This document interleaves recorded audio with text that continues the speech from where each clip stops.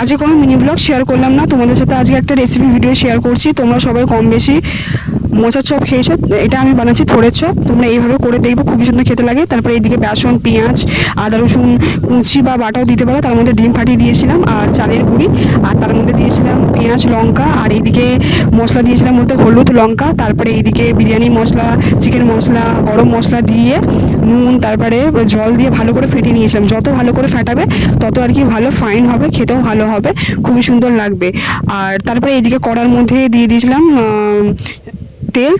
তেলটা আর কি ব্যাটারটার মধ্যে দিলাম ভালো করে, আর মানে ভালো করে দিয়ে ওটাও আর কি ফেটিয়ে নিলাম যাতে আরও ক্রিস্পি হবে। যত মানে তেল ব্যাটারের মধ্যে তেল দিলে আরও ক্রিস্পি হয়। তারপরে এইদিকে লাল লাল করে আর কি ভেজে নিলাম, ভেজে নিয়ে উল্টে পাল্টে এইদিকে। তারপরে খেতে না দুর্দান্ত হয়েছিল, তোমরা ঘরেতে ট্রাই করে দেখবে, এত সুন্দর খেতে চিন্তার বাইরে, খুবই ভালো লাগছিলো।